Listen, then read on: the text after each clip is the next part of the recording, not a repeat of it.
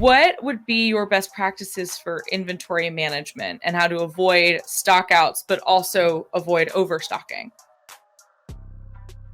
So now Amazon has fees where if you have low inventory on something, they're going to mail you, which I'm not sure how I feel about that, honestly, because I'm very anti having low stock on something, because a lot of times people will have an item that's selling very well, and with there's 2 weeks left of supply, and I'm like, you can't. Amazon's algorithm hates that when you're low on stock. You got to think of it like a regular retail store.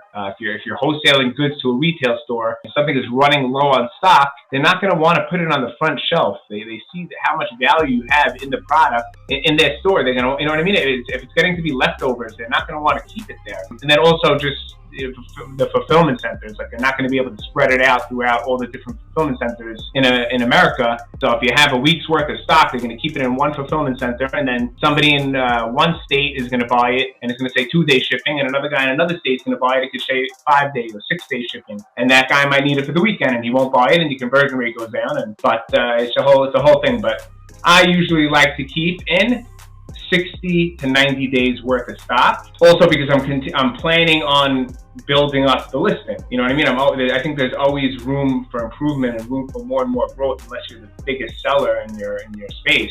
But if we're sending in 90 days worth of stock and we're selling at the same rate, it'll be 90 days. If we're sending in 90 days worth of stock and we're improving our sales, it might be 60 days or 30 days. But if you're sending in only 30 days worth of stock, and all of a sudden some ads start to pick up, or you start to get ranked well for a keyword organically, and you start seeing a lot more sales, and then your inventory just gets very, very low, like you're going to lose the rank. It's a huge headache. And then when you run low or run out of stock, it's like you need to spend to get that traction back.